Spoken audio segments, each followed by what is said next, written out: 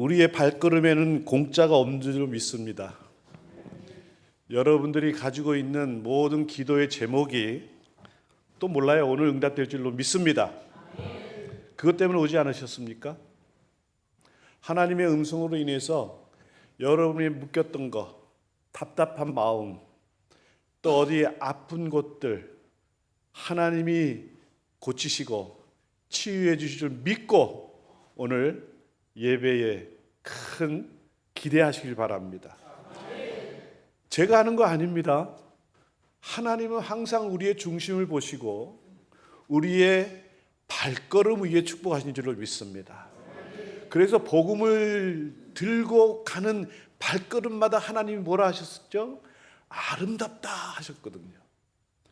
여러분들이 그러한 마음으로 오늘 이 자리에 오셨다면 하나님은 그 아름다운 발걸음 위에 무한없이 축복을 내릴 줄을 믿습니다. 저는 우리 이윤복 목사님 잘 몰랐어요. 교회가 이렇게 목사님을 청빙하셔서 해서 어떤 분이신가 궁금했습니다. 이런 분이시겠지 하고 기도하면서 생각을 했더니 바로 목사님 그런 분이세요. 제가 상상했던 그런 분이세요. 사실 저 안식년 때문에 나왔습니다. 6월 달부터 안식년이었는데 6월 달에 또 사이판에 태풍이 또 왔어요. 그래서 못 나왔습니다. 그러다가 지난주에 나왔습니다. 비행기가 그때 있어서 본부에서는 빨리 나오라고 했는데 저 혼자 나왔습니다. 그리고 어제 주일부터 저를 후원하는 교회마다 다니면서 인사하려고 부산에 먼저 도착을 했어요. 그래서 부산을 와서 예배 마치고 그러면 부산 옆에서 가까운 데가 강진교회다. 강진 가야지 하고 목사님께 전화를 드렸더니 그냥 저는 와서 그냥 인사만 드리고 선교 보고만 이렇게 드리고 가려고 했는데 수요일에 한번 오세요 그러시더라고요. 저 주일날 설교 했을까요? 안 했을까요? 안 했어요. 잘하시네. 설교한 모습이 아니죠. 제가 또 여름 감기는 모두 안 걸린다는데 제가 이 목 감기가 왔어요. 그래서 설교를 하기도 좀 어렵고 해서 시키지도 않겠지만 그런데 목사님께서 이 자리를 허락해 주셔서 역시 목사님 마음이 풍성하시구나 그렇게 생각하고 순종하는 마음으로 왔습니다. 저도 복받고 우리 여러분도 복받는 시간 되기를 진정으로 소망합니다. 그래서 찬양하기 전에 사실 저는 목이 아파서 그냥 설교만 하고 그냥 가려고 했는데 오늘 우리 반주자님께서 험한 십자가의 능력인데 그 노래 제가 안 하려고 사실 마음 먹고 왔었거든요. 왜냐면 목이 안 좋으니까. 근데 그거를 연습을 하시는 거예요. 죽으며 죽으리라 내 특성도 하고 찬양도 같이 하자. 그 대신 여러분들 말씀 들으면서 이 시간 끝날 때까지 마음속으로 저를 위해 기도해 주십시오.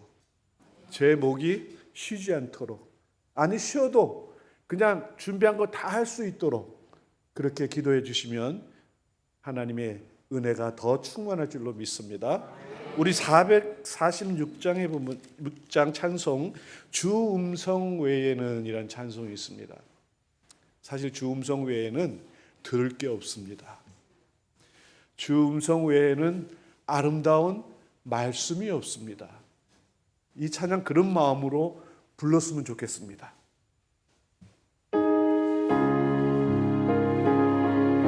간절한 마음으로 불렀으면 좋겠습니다. 주 음성 외에는 주 음성 외에는 참 기쁨 없도다. 날 사랑하신 주 늘 계시옵소서. 아멘. 기쁘고 기쁘도다 항상 항상 기쁘도다. 나 주께 왔사오니 복주옵소서. 아멘. 나 주께 왔으니 복주시옵소서. 주 함께 하시면 큰 시험이 이기네. 기쁘고 기쁘도다. 항상 기쁘도다. 나 주께 왔사오니 복주옵소서. 주 떠나가시면 내 생명 헛되네. 기뻐나 슬플 때 늘 계시옵소서. 아멘. 기쁘고 기쁘도다. 항상 기쁘도다. 나 주께 왔사오니 복주옵소서. 그 귀한 언약을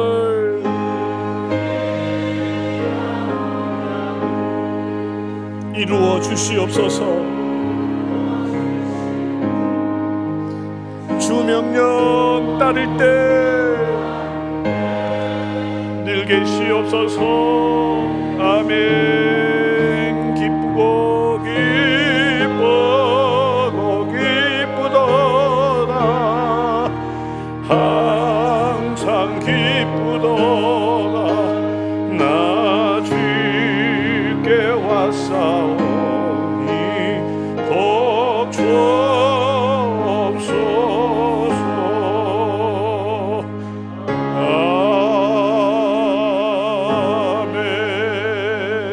아멘. 험한 십자가 특송 하겠습니다. 아시는 분은 같이 했으면 좋겠습니다. 험한 십자가 능력 있네.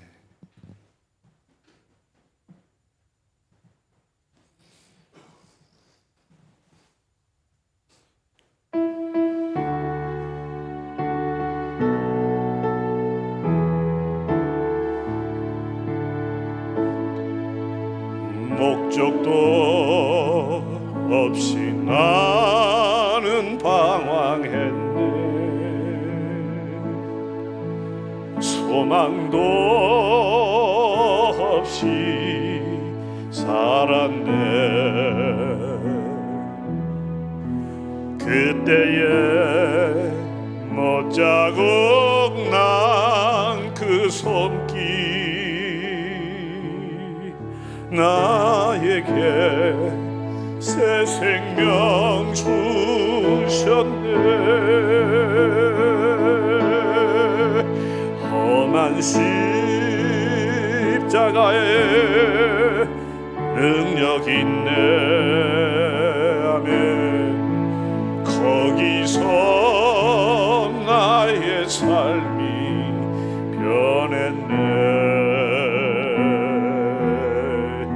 찬양하리 주 이름 영원히. 주의 십자가 능력 있네. 나는 믿네. 갈보리 언덕 십자가. 나는 믿네.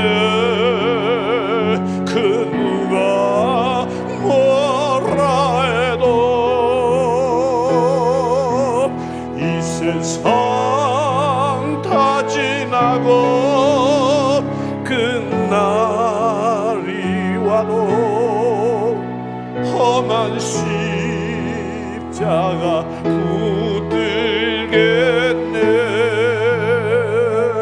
나는 나는 믿네 십자가에서 못 박힌 주 오늘도 새 삶을 주시네. 아멘. 감사합니다. 날 새롭게 하셨네. 나는 새 피조물 십자가 잡고 살아가리. 나는 믿네 나는 믿네 칼보리 언덕 십자가 나는 믿네 그 누가 뭐라 해도 이 세상 다 지나고 그날이 와도 험한 십자가 붙들겠네. 험한 십자가 붙들겠네. 험한 십자가 붙들겠네.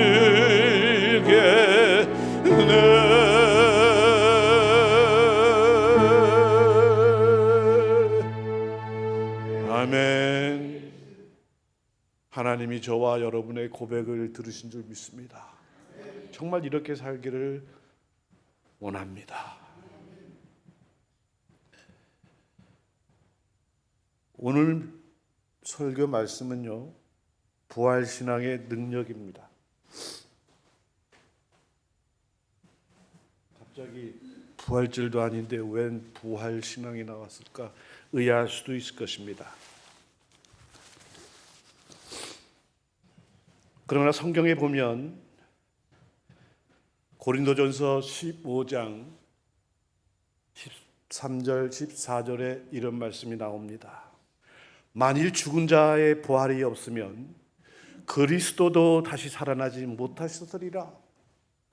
그리스도께서 만일 다시 살아나지 못하셨으면 우리가 전파하는 것도 헛것이요 또 너희 믿음도 헛것이며 이렇게 기록하고 있습니다. 우리 기독교가 우리가 믿는 이 기독교가 다른 종교와 다른 것은 우리에게는 부활이 있습니다. 타종교에서는 부활을 말하지 않습니다.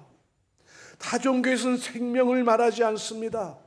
오직 우리가 믿는 저와 여러분이 믿고 있는 이 기독교에서만이 부활을 말하고 생명을 말하고 재림을 말하고 있습니다. 이 부활과 재림 때문에 우리의 믿음의 선조들이 고통을 당했고 핍박을 당했고 감옥살이하면서 생명까지도 잃었던 것입니다. 그만큼 우리에게 있어서 이 부활이라는 것이 얼마나 소중하고 또 이 부활 신앙을 갖는 것이 얼마나 우리 신앙에 큰 용기와 큰 힘을 주는지 알 수가 없는 것입니다. 그런데 많은 성도님들이 부활을 얘기하는 것은 부활절의 절기의 말씀으로만 생각하고 있다고 하는 사실이에요. 이 부활의 이 신앙은 우리가 아침에 일어나서 하나님께 기도할 때 감사하고 기억하고 우리가 잠들면서 매일매일 잠들면서 기도하면서 이 부활의 감격과 감사를 잊어서는 안 되는 것입니다. 왜 그러는지 오늘 아브라함의 삶을 통해서 우리에게 가르쳐주고 있습니다.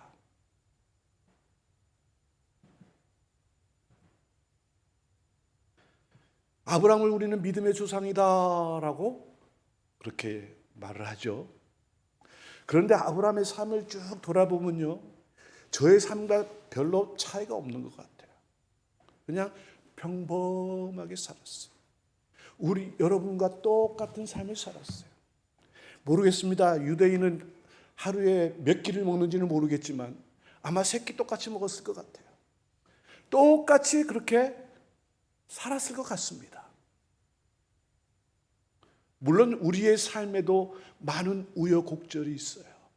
순간순간 고난들이 있었을 것입니다. 아주 힘겨운 그러한 난관도 있었을 거예요. 아브라함만 그랬을까요? 아니에요. 제가 돌아보니까 우리의 삶하고 다를 바가 없어요. 그런데 왜 믿음의 조상이다라고 말씀했을까요? 물론 하나님의 은혜죠. 하나님이 하셨으니까, 하나님이 그렇게 명칭하셨으니까, 그렇게 하나님이 세워주셨으니까 믿음의 조상이 된 건 첫째입니다. 하나님이 하신 거예요. 그리고 오늘 이야기를 들으면 아브라함의 최대의 능력과 믿음의 조상으로 일컬을 수밖에 없었던 한 가지 사건을 우리가 만나보면서 아브라함이 정말 그렇구나 하고 믿음의 조상으로 우리가 인정하게 될 것입니다. 아브라함은 하나님의 약속을 받은 믿음의 조상이 되기까지 하나님이 동행해 주신 것은 사실입니다. 우리가 잘 알잖아요. 고향을 떠나고 다 버리고 떠나서 하나님이 약속한 땅으로 가서 하나님의 순종하는 아브라함의 삶을 봅니다. 그리고 순간순간 볼 때에 우리가 똑같은 이러한 삶을 살고 실수를 거듭하고 그런 많은 어려움을 당하는 것을 우리가 또 보게 되는 거예요. 이 모습이 바로 저와 여러분의 삶의 모습인 것 같아요. 우리가 범할 수 있는 그러한 것들을 아브라함도 삶 속에서 똑같이 범하고 사는 거예요. 실수하면서 살았다는 거예요. 그러나 하나님께서는 아브라함을 향한 그 약속, 내가 저 하늘의 별과 같이 바다의 모래알 같이 너의 자손이 넘쳐나리라. 그 언약은 하나님이 변하지 않고 지키셨습니다. 그것 때문에 아브라함은 그 약속을 믿고 하나님 앞에 나아갔던 것이에요. 그러나 아브라함은 순간순간 그런 어려움과 고난이 있을 때 좌절하고 낙심하고 어찌할 바를 모를 때 그 순간에 하나님이 나타나십니다. 그리고 좌절하고 낭망하는 그를 다시 이끌어서 저 하늘을 바라봐라, 저 바다에 저 모래를 바라봐라 하면서 다시금 또 용기를 주고 그 자리에서 일어날 수 있도록 힘을 주셨던 하나님을 우리가 발견합니다. 내가 줄 때까지 너는 네 알아서 살아, 맘대로 살아 하고 내버려두신 것이 아니라 평소에는 아브라함이 할 수 있는 대로 내버려뒀다가 그가 절망하고 낭망할 때 찾아와서 일으켜주시는 하나님을 우리가 만나보게 됩니다. 그 하나님은 아브라함에게 있는 것이 아니고 그에게만 있는 것이 아니라 오늘날 저와 여러분의 삶에도 간섭하고 계신다는 사실입니다. 우리가 돌아보면 내가 한 것이 아니라 다 하나님이 하셨습니다. 우리 고백할 수밖에 없어요. 그리고 그날에 가면 우리가 하나님 앞에 무엇을 말할 수 있겠습니까? 유구무원이라. 우리는 할 말이 없어요. 그냥 오직 감사합니다.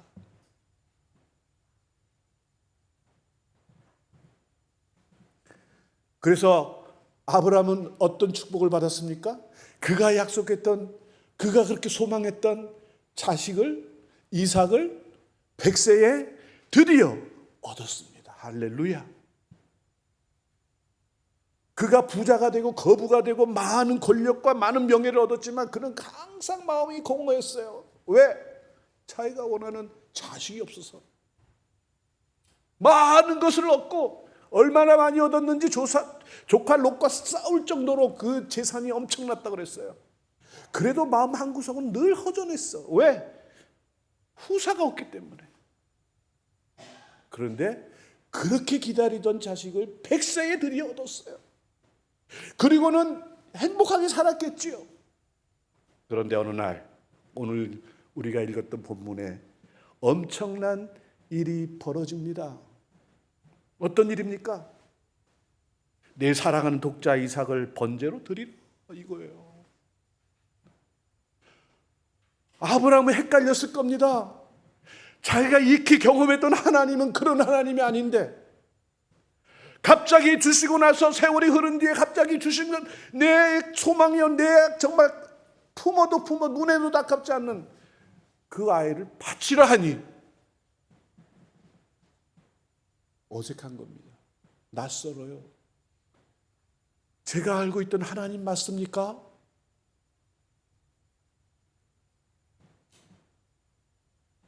그것도 지시한 땅에 가서 목을 따고 번제로 태워 바치라는 것입니다.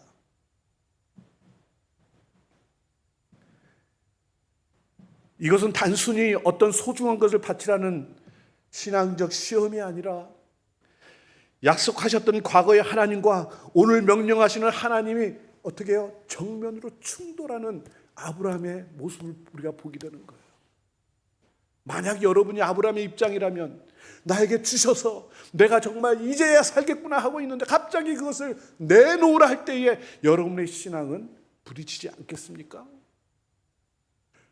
믿음과 삶이 충돌되는 이 순간 여러분은 어떻게 판단하시겠어요? 어떻게 결정하시겠습니까? 창세기 22장의 이 이야기를 유대교는 어떻게 이것을 풀이하냐면, 보여주시죠. 유대교에서는 이 말씀을 어떻게 생각하냐면요, 그들이 하나님 아브라함과 기도할 때 그래요. 아브라함과 이삭이 하나님 앞에 엄청난 결단을 하고 순종을 했으니까 우리에게 복을 달라고 하는 거예요. 우리 조상 아브라함이 기도할 때마다 그래요. 내가 실수하면 아브라함의 이름으로, 이삭의 이름으로 우리의 죄를 용서해 주시고. 왜? 우리 조상이 그렇게 하나님 앞에 엄청난 일을 하지 않았습니까? 그러니 우리를 용서해 주세요. 우리 아버지가 잘했으니까 내가 조금만 실수해도 내 죄는 용서되겠지요. 이런 것 같은 거예요. 맞습니까? 우리 아버지가 믿음을 생활을 열심히 해서 장로가 되셨고 막 그래서 엄청난 교회도 세우시고 엄청난 선교도 하시고 하셨던 분이기 때문에 내가 지금은 신앙이 좀 없어도 하나님 나를 구원해 주실 거야. 맞습니까? 이런 얘기예요. 이런 얘기. 틀린 거죠. 구원은 하나님과 나와 1대1 관계입니다. 우리 아버지는 구원은 받아도, 그러니까 하나님은 그래. 너는 아버지 잘했으니까 100점. 너는 농땡이 뿌렸으니까 빵점. 이런 얘기예요. 그러나 우리 기독교에서는 세례 요한은 그렇게 말합니다. 성경 말씀 보시죠. 다 같이 읽겠습니다. 마태복음 3장 8절과 9절입니다. 시작. 그러므로 회개에 합당한 열매를 맺고 9절 속으로 아브라함이 우리 조상이라 생각하지 말라. 내가 너희에게 이르노니 하나님이 능히 이 돌들로도 아브라함이 자손이 되게 하시리라. 이렇게 말했습니다. 틀렸다는 얘기예요. 아브라함이 믿음의 조상이 되고 그렇게 한 모든 것은 하나님이 하신 거라는 겁니다. 그렇게 할 수 있도록 하나님이 붙들어 주셨던 것이에요. 반면에 기독교에는 뭐라고 말합니까?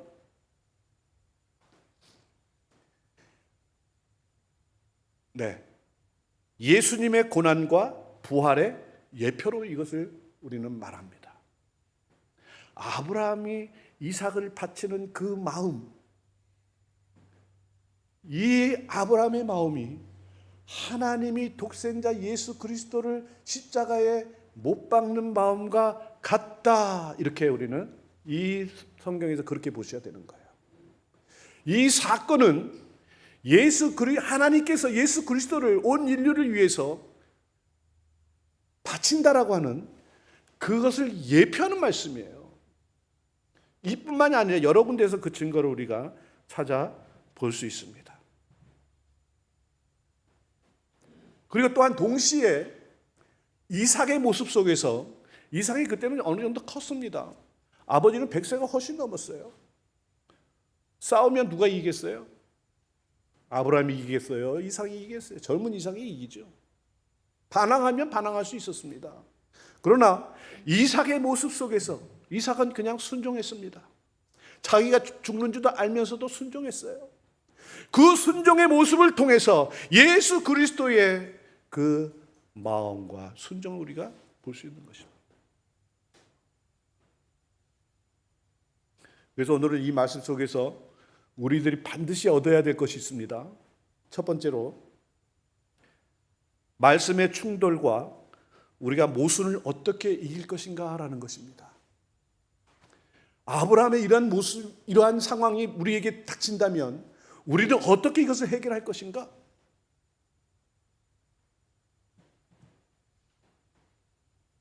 아브라함은 하나님께 명령하신 대로 모리아 산 향해 아들 이삭을 데리고 어떻게 해요? 3일 길을 갔습니다. 3일 길. 그냥 가까운 뒷산으로 가라 하지 왜 3일이나 되는 그 먼 여정길, 그 갈등하는 그 시간을 허락하시면서 하나님이 거기까지 가게 하셨을까? 종교개혁가인 마틴 루터는 이 3일의 시간을 인간이 겪을 수 있는 가장 끔찍한 영적 흑암, 즉 영적 절망이다, 그렇게 표현을 했어요. 안 그렇겠습니까? 그 사랑하는 아들, 눈에 넣어도 아프지 않을 그 아들을 내가 데리고 가서 목을 따고 그리고 불로 태워 희생을 해야 한다는 그 현실 앞에서 그것도 3일을 걸어가면서 3일 동안 생각한다면 그 시간이 어떻겠습니까? 영적 절망, 아브라함의 극심한 고통을 대변하는 바로 그 시간인 것입니다. 우리는 종종 삶의 충돌과 모순이 찾아올 때 그것을 내 지식과 내 이성과 내가 이해하고 납득될 때 우리는 행동으로 옮깁니다. 그렇지 않습니까? 내 머리로 이해가 안 되면 계속해서 방황하고 고민하고 생각을 많이 할 것입니다. 그러나 아브라함의 이 극복 방식은 달랐다는 것입니다. 그는 모순을 이해하려고 하는 것이 아니라 우리가 성경 말씀을 보니까 그 명령이 떨어지자마자 뭐라고 기록이 됐죠? 다음 날 아침 이른 시간이라 그랬습니다. 즉각적이었어요. 히브리서 11장 19절 말씀을 보면 왜 그가 그렇게 결단을 할 수 있었을까? 우리가 읽었던 11장 19절 말씀에 이렇게 말합니다. 그가 하나님이 능히 이삭을 죽은 자 가운데서 다시 살리실 줄로 생각한지라. 죽은 자 가운데서도 다시 살리실 것이다 라고 한 것을 믿었다는 것입니다. 또 창세기 22장 15절에 우리가 읽었던 말씀 중에 이런 말씀이 있죠. 이에 아브라함이 종들에게 이르되 너희는 나귀와 함께 여기서 기다리라. 내가 아이와 함께 저기 가서 예배하고 뭐라 그래요? 우리가 너희에게로 돌아오리라. 이삭을 바친 뒤에는 내가 돌아오리라가 아니라 우리가 돌아오리라 확신이 있었다는 겁니다. 히브리서 19절에서 말하는 11장 19절에서 말한 것처럼 죽은 자를 능히 살리실 것이다.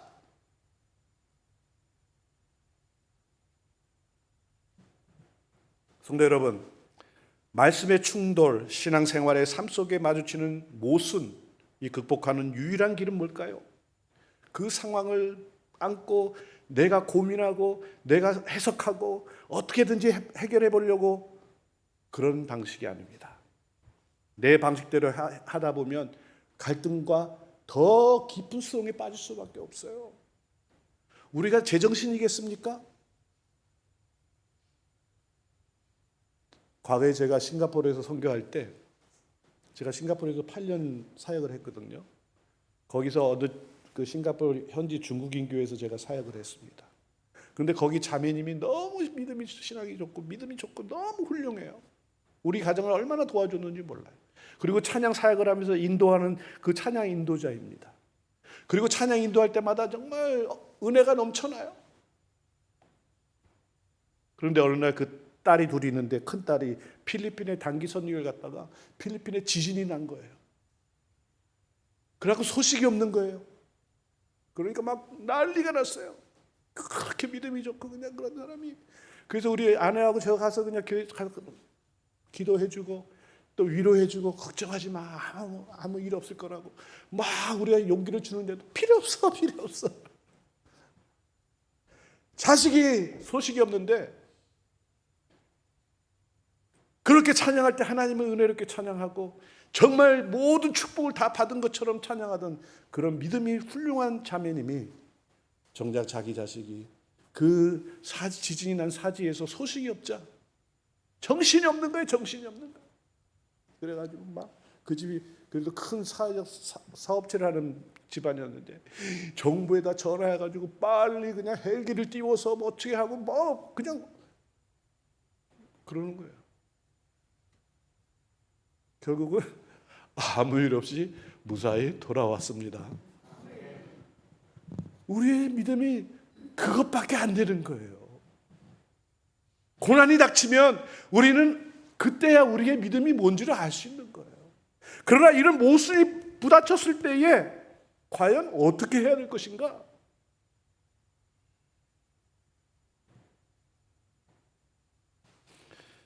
내 방식대로 해석하면 갈등 속에 빠지지만 그러나 우리가 십자가에 온전히 맡길 때 아브라함의 고백처럼 죽은 자도 살리시는 주가 하나님께 그렇게 고백하면서 우리는 전적으로 맡겨야 되는 거예요. 이게 부활의 정신인 것입니다. 죽은 자도 살릴 수 있다라고 하는 그러한 부활의 믿음을 가지고 우리는 모든 일에 그렇게 순종하고 판단해야 하는 것이에요.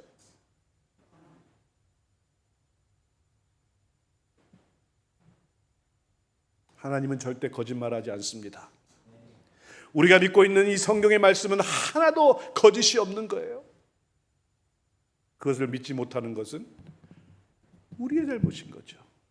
우리의 부족함인 것이죠. 그렇다면 내가 이 칼로 이삭을 내리쳐서 이 아이가 한 줌의 죄가 될지라도 무에서 유를 창조하시는 하나님의 그 능력이 죄가 되어버린 그 이삭의 그 죄 속에서도 하나님이 살릴 수 있다라고 하는 믿음이 아브라함에게 있었다는 것입니다. 그냥 용서해 주시겠지가 아니라 어떤 기적이 있을지는 몰랐지만은 그가 죄가 될지라도 그 죄에서 하나님은 이삭을 회복한다고 하는 믿음이 있었다는 것이에요.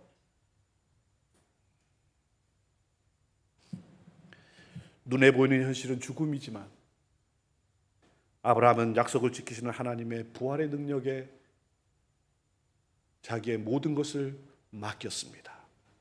이것이 기독교의 부활 신앙인 거예요. 부활은 먼 날 무덤에 일어나는 일이 아니에요. 먼 날 우리가 죽어서 장차 우리가 하늘나라에서 부활되는 그게 아닙니까? 물론 그것도 맞아요. 하지만 이 부활은 우리가 살아가는 현재 저와 여러분에게 일어날 수 있다고 하는 것입니다. 요한복음 11장에 보면 나사로의 이야기가 나오죠.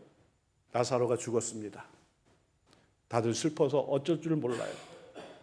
그때 예수님이 찾아가셨어요.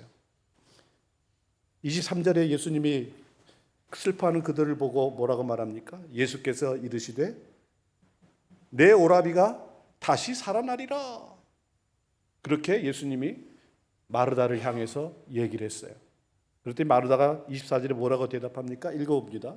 마르다가 이르되 마지막 날 부활 때에는 다시 살아날 줄을 내가 아나이다.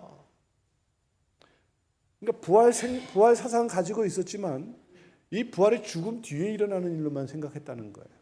여러분, 우리는 이 부활에 대해서 마르다처럼 고백하는 이런 고백이 되어서는 안 됩니다. 우리가 죽어서 부활한다. 맞아요. 틀렸다는 얘기 아닙니다. 그러나 이 부활의 신앙은 우리가 살아가는 지금 우리에게 능력이 된다는 것입니다. 그렇기 때문에 우리가 결단하는 거예요. 사도 바울이 왜 강하게 복음을 전한 줄 알아요? 내가 살아도 주를 위해 살고 내가 죽어도 주를 위해 죽겠노라. 사나 죽으나 다 하나님의 은혜라고 말하고 있는 거예요. 내가 살아있을 때 복음을 전하고 내가 복음을 전하다 죽으면 하늘나라 가는 거 아니냐? 이것이 바로 부활의 능력인 것입니다. 그냥 죽어서 나중에 먼 훗날에 우리가 그날에 우리가 부활이다? 맞아. 그러나 더 중요한 것은 우리가 살아가는 지금 이 부활의 능력이 우리가 올바로 신앙생활하고 믿음 생활하게 하는 나침반이 되는 거예요. 나침반. 우리가 어디로 갈 것인가? 무엇을 선택할 것인가? 이게 부활의 능력이면 바른 길로 가게 될 줄로 믿습니다. 오늘 현재 이 시간 우리가 이 자리에 모여 있지만 돌아보면 우리 모두는 많은 것들을 잃고 또 많은 것들이 죽는 것들을 우리가 보게 됩니다. 한번 스스로 돌아보십시오. 깨져버린 꿈이 있습니다. 잃어버린 소망이 있습니다. 다시 일으킬 수 없는 건강이 있습니다. 부족한 것들이 너무 많은 우리 가정, 불황의 늪 속에 빠져 헤어나오지 못하는 사업, 일어설 기력조차 없는 나의 일터. 그래서 미지근해진 우리의 신앙인의 모습. 여러분의 모습은 어떤 모습입니까? 우리 하나님은 지금 이 시간 이 자리에서 다시 살리실 수 있는 분임을 우리는 믿어야 될 것입니다. 끝난 것이 아닙니다. 두 번째로 가장 큰 충돌과 모순의 현장입니다. 사실 창세기 22장 이거는 우리가 성경에서도 여러 가지 모순들이 많이 있지만 인류 역사상 이처럼 모순이 있는 하나님의 모습을, 우리가 신앙의 모습을 발견할 수가 없는 거예요. 어렵게 주신 아들을 하나님의 제사를 위해서 제물로 바쳐야 된다고 하는 이 현실 앞에 놓여 있는 아브라함은 정말 우리가 경험해보지 못한 그런 것입니다. 그러나 아브라함은 순종합니다. 이삭을 결박합니다. 그리고 칼을 들어 죽이려 손을 높이 쳐들었습니다. 창세기 22장 12절에 그때 하나님의 음성이 아브라함에게 다급하게 들려옵니다. 그 아이에게 내 손을 대지 말라. 그에게 아무 일도 하지 말라. 하나님이 만류하십니다.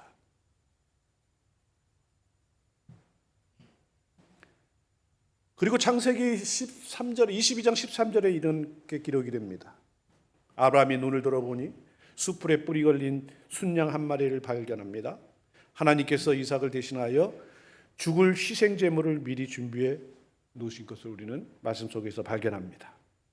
그래서 아브라함은 그곳을 뭐라고 말하죠? 여호와 이레다. 하나님이 예배해 주셨다라는 거예요. 초대교회 교부 아우구스티누스는 이 장면을 이렇게 묵상합니다.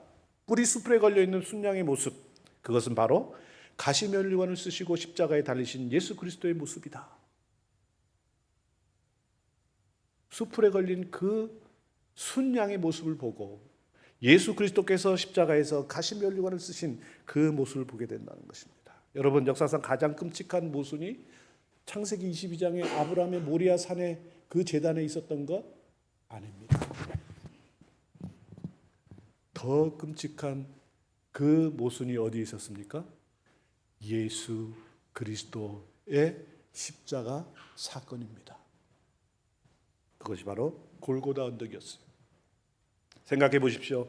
온 우주를 창조하신 생명의 주인이신 피조물들을 손으로 만드신 분이 그 만들었던 그 인생들을 통해서 온 몸이 발가벗겨지시고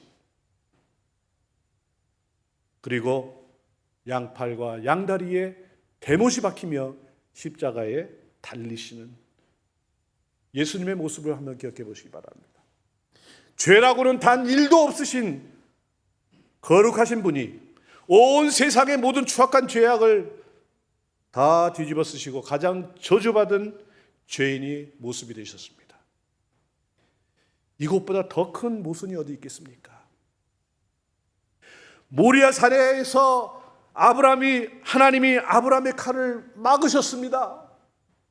아브라함이 이삭을 내리치려 하는 그 순간에 하나님이 막으셨습니다. 그 아이에게 내 손을 대지 말라, 그에게 아무 일도 하지 말라라고 그렇게 나타나셨습니다. 그러나 하나님의 아들 독생자 예수 그리스도께서 십자가를 지는 골고다 언덕은 달랐습니다. 예수님 얼마나 고통을 받으셨으면 엘리 엘리 라마 사박타니, 나의 하나님 나의 하나님 어찌하여 나를 버리십니까? 하며 고통의 외침을 여러분은 기억하십니까? 절규하는 아들의 예수님의 땀이 핏방울이에요. 그 성부와 하나님을 처절하게 부르름에도 불구하고 하나님은 침묵하셨습니다. 우리를 살리기 위해 당신의 하나뿐인 독생자에게 진노의 칼을 무자비하게 내리치도록 내버려 두셨습니다. 예수님은 겟세마네 동산에서 기도하셨습니다. 할 수만 있다면 이 잔을 내게서 옮겨 주시옵소서. 할 수만 있다면 이 잔을 옮겨 주시옵소서. 그 고난 앞에 극심한 갈등을 겪으셨습니다. 그러나 종국에는 나의 원대로 마시고 아버지의 뜻대로 되기를 원합니다. 왜 이런 결론을 내리셨을까요? 하나님은 응답하지 않으셨습니다. 하나님은 등을 돌리시고 아무런 말씀도 하지 않으셨습니다. 그게 하나님의 답이었습니다. 우리의 모든 불순종과 죄의 모습을 해결하시기 위해 스스로 십자가에 결박당하시고 살이 찢기고 피를 쏟는 참혹한 죽음을 당하셨습니다. 역사상 가장 크고 가장 끔찍한 모순이 벌어진 장소는 아브라함의 제단이 아니라 바로 예수님이 십자가에 서 있던 골고다 언덕이었음을 우리는 잊어서는 안 됩니다. 저와 여러분을 오늘 이 시간 이 자리에 있게 하기 위해서 하나님이 자신의 아들을 십자가에 못 박으신 것입니다. 끝으로 세 번째입니다. 충돌과 모순을 생명으로 바꾼 예수님의 부활입니다. 이 충돌과 모순의 이것을 해결하기 위해서 주님께서 부활하신 것입니다. 예수님께서 십자가에 달려 죽으셨습니다. 그 처절한 죽음으로 인해 모든 것이 끝난 것 같았습니다.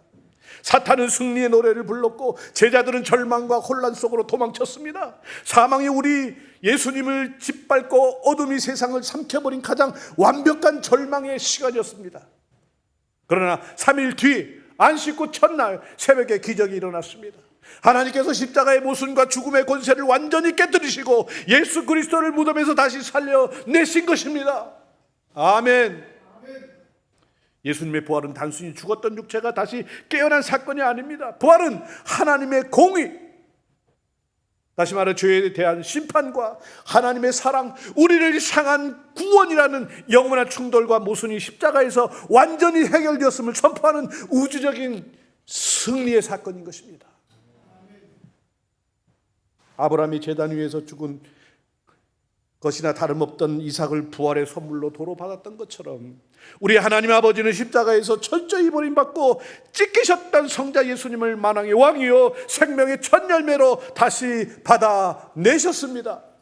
그리고 이제 예수 그리스도를 구주로 믿는 우리 모두에게 그 부활의 첫 열매를 영원한 선물로 저와 여러분에게 안겨주신 줄 믿습니다. 할렐루야. 바로 이 부활의 이 능력, 바로 그러한 능력 때문에 아브라함이 하나님 앞에 인정을 받는데 내가 이제야 네가 나를 믿는구나. 이제야 네가 나를 알았다. 나를 순종하는구나. 나를 아는구나. 지나간 것은 다 지나간 겁니다. 가장 결정적인 순간 한 방이에요. 아브라함은 바로 이 부활의 능력, 이걸 가지고 그 하나님의 시험이라 그랬습니다. 어느 날 하나님이 아브라함을 시험코자라고 시작을 한 메시지가 있잖아요. 그 시험을 통과한 겁니다. 그래서 진정한 믿음의 조상으로 인정을 받게 된 거예요.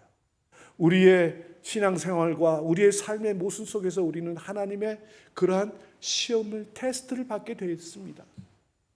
물론 우리를 구원해 주시고 우리를 승리케 해주시는 확실한 답은 놓여져 있는 거예요. 그러나 우리가 그것을 어떻게 대응할 것인가? 과거에는 이미 지나간 날은 다 내 생각과 내 지혜와 내 방법이 그것으로 인해서 고통 속에 살아왔다면 그것은 중요하지 않습니다. 아브라함처럼 마지막 한 방입니다. 앞으로의 삶 속에서 이러한 모순과 충돌이 될 때 우리는 부활의 능력을 믿으시길 바랍니다. 이 부활의 능력으로 결단하시고 선택하시고 판단하시고 승리하시는 여러분의 삶이 되시길 주님의 이름으로 간절히 축원합니다. 아멘. 기도하겠습니다. 사랑의 주 하나님 아버지,